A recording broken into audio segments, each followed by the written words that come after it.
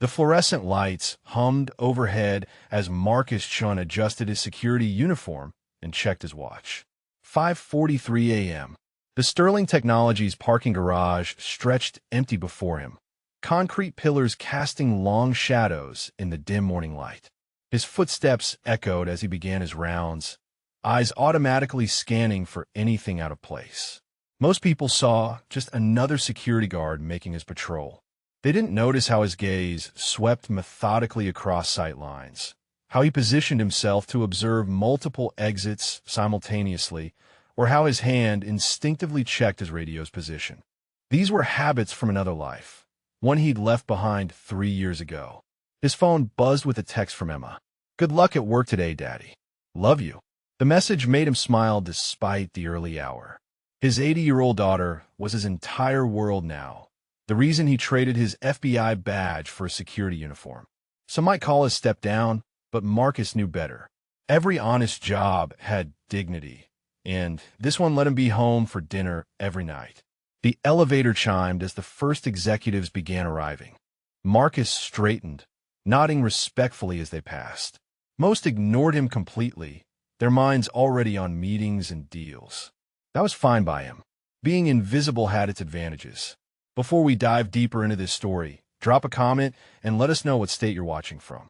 Maybe workplace dynamics like these are common where you're from too. By noon, Marcus had noticed something that made his training kick in.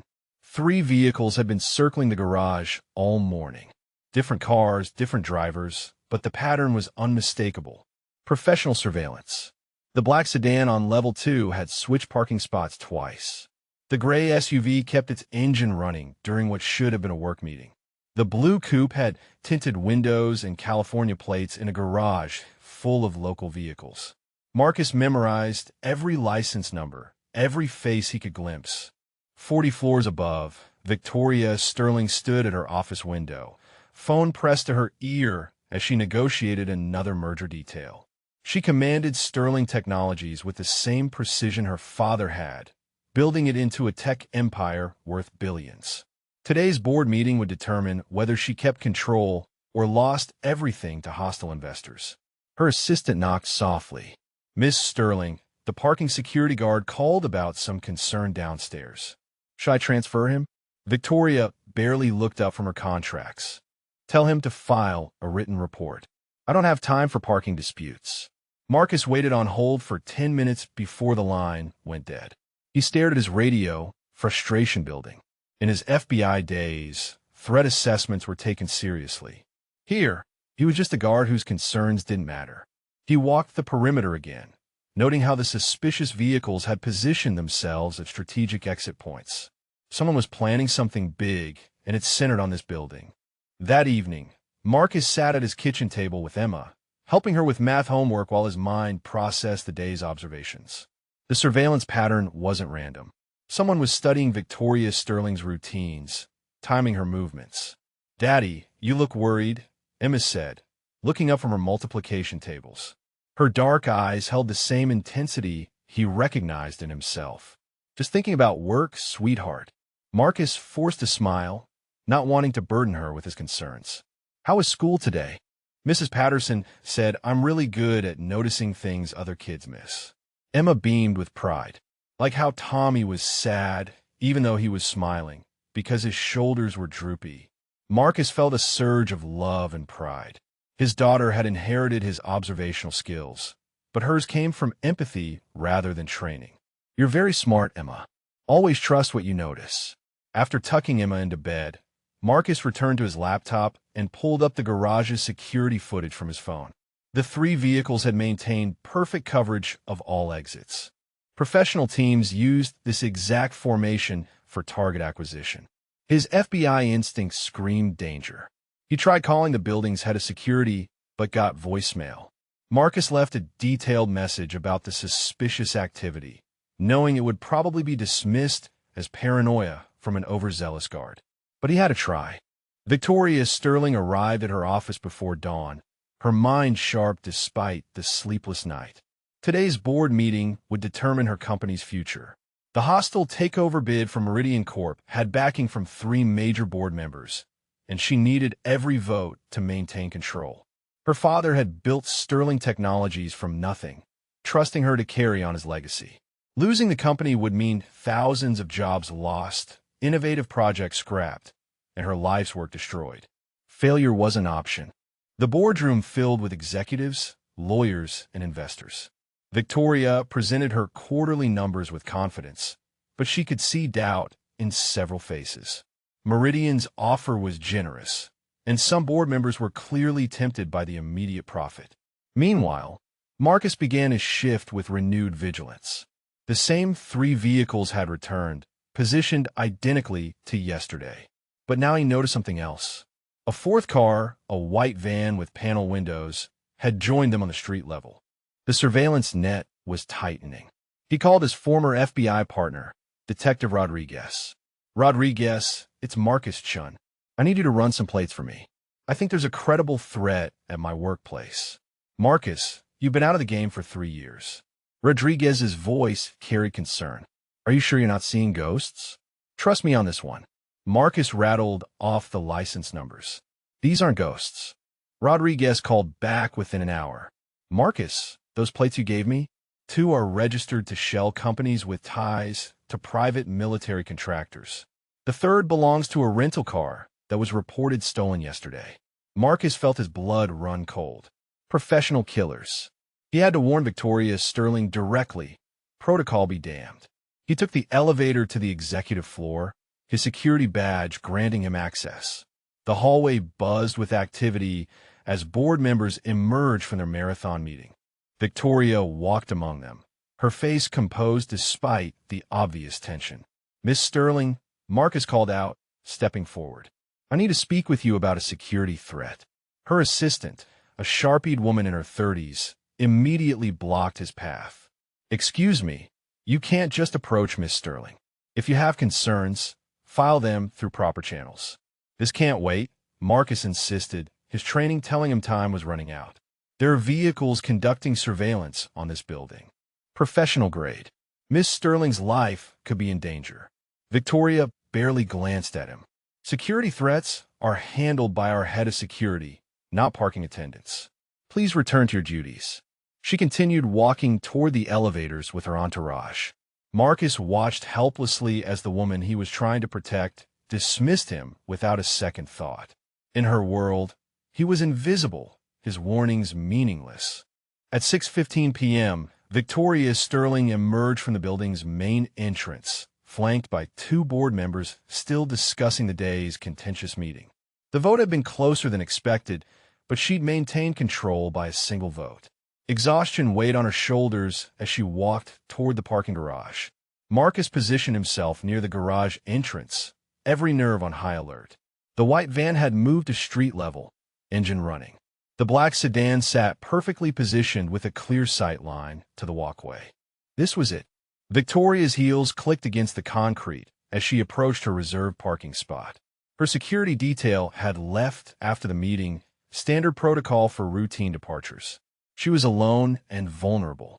Marcus saw the rifle barrel emerge from the van's passenger window, the familiar glint of a scope catching the parking garage's fluorescent lighting.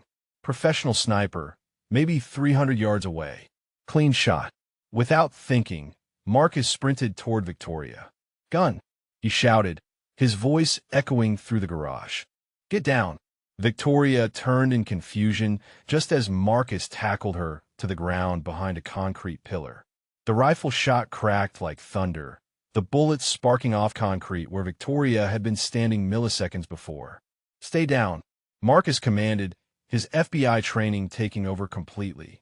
He drew his concealed service weapon, muscle memory guiding his movements as he scanned for the shooter's position. Marcus moved with lethal precision, his body remembering years of tactical training. He radioed building security while maintaining cover behind the pillar. "Active shooter in parking garage.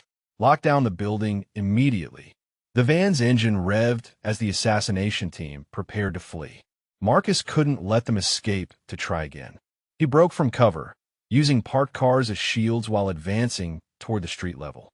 Victoria pressed herself against the concrete, her mind struggling to process what was happening. The quiet security guard who she dismissed hours earlier was moving like a trained operative, his weapon drawn with professional competence. The sniper fired again, but Marcus had anticipated the angle. He rolled behind a SUV and returned fire, his shots forcing the van to accelerate toward the exit ramp. Two more shooters emerged from the black sedan, automatic weapons ready. Marcus flanked left, using the garage's support columns for cover. His training kicked in completely as he engaged the targets with controlled bursts. One shooter went down, the other dove behind a car. Building security finally arrived, but Marcus was already coordinating their positions like a field commander. Secure the upper levels, he ordered. There might be more shooters. Get Miss Sterling to safety. Within minutes, police sirens wailed outside. The van had escaped, but Marcus had neutralized the immediate threat. He holstered his weapon and turned to check on Victoria, who stared at him with complete bewilderment.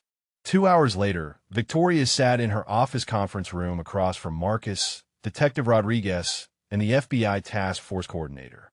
The parking garage had been cordoned off as a crime scene, and federal agents were processing evidence. "Who are you?" Victoria asked Marcus, her voice barely above a whisper. The man sitting before her bore no resemblance to the humble security guard she'd dismissed. Marcus Chun, former FBI special agent, Rodriguez answered for him. 12 years with the Bureau. Specialized in counterterrorism and threat assessment. One of the best agents I ever worked with. Victoria's hands trembled slightly as she absorbed this information. "You tried to warn me. I wouldn't listen." Marcus met her eyes directly. "I left the FBI 3 years ago when my wife died. I needed to be there for my daughter. This job let me have normal hours, be home for dinner every night." The task force coordinator spread photos across the table. The shooters were professionals, hired by parties unknown. "Mr. Chin's intervention likely saved your life, Miss Sterling. His threat assessment was textbook perfect." Victoria stared at the crime scene photos, reality hitting her fully. A parking attendant had saved her life because she was too arrogant to listen to a security warning from someone she considered beneath her notice. "I owe you an apology," she said quietly. "And much more than that." Marcus shook his head. "You don't owe me anything. I just did my job." 3 days later, Victoria stood outside Marcus's modest apartment building, holding a bouquet of flowers and feeling more nervous than she had in any boardroom. She'd spent hours researching his background, learning about the decorated agent who'd given up everything for his child. Marcus opened the door, surprise flickering across his face. "Miss Sterling, is everything all right? I wanted to thank you properly. And to meet your daughter, if that's okay." Emma appeared behind her father, curious eyes studying the elegant woman in the expensive suit. "Daddy, is this the lady you saved?" Victoria knelt to Emma's eye level, her heart melting at the child's direct gaze. Emma, your daddy is a hero. He saved my life." Emma beamed with pride. "My daddy's the bravest person in the whole world. He takes care of me and keeps everyone safe." Victoria looked around their small but warm apartment. Family photos covered every surface, showing Marcus and Emma at parks, school events, bedtime stories.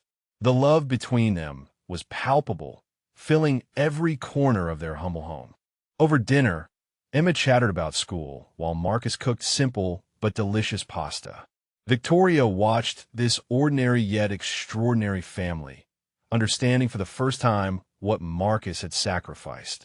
He'd traded power and prestige for something far more valuable. Pure, unconditional love.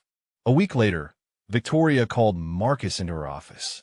The assassination attempt had led to arrests of the Meridian Corp conspirators who'd hired the hit team. Sterling Technologies was safe, but Victoria had learned something more valuable than corporate security.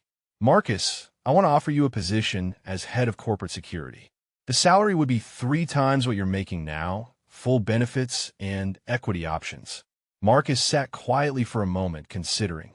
"That's generous, Miss Sterling. But the position would mean long hours, travel, high-stress situations. I can't put Emma through that uncertainty." Victoria had anticipated his concern. "What if we structured it differently? Part-time consulting, flexible hours, work-from-home options when possible? You'd still have evenings and weekends with Emma." Marcus shook his head gently. I appreciate the offer, but Emma needs stability. She's already lost her mother. I won't risk missing her childhood for any amount of money.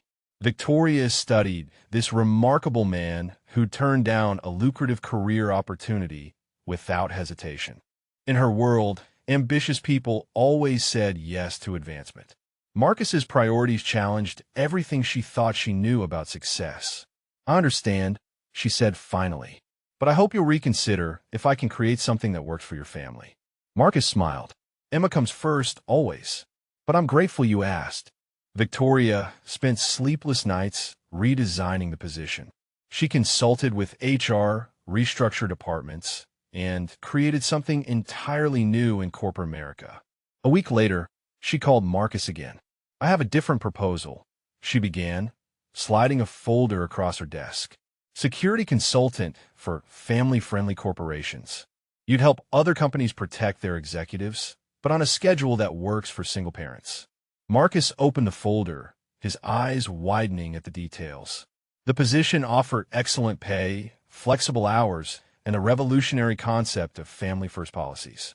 You created an entirely new department? Victoria nodded.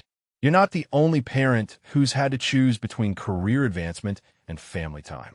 This position comes with on-site childcare during the few times travel is required, family health coverage, and Emma could even visit the office after school. Marcus studied the contract carefully. You'd really do this? Change your entire corporate structure? You saved my life, Marcus. But more than that, you show me what real leadership looks like. A leader who truly cares about people doesn't just protect them from bullets. They protect their ability to be good parents too. Emma would be proud of this work, Marcus realized. She'd understand that her daddy was helping other families stay safe while still being there for her every day. He looked up at Victoria. When do I start?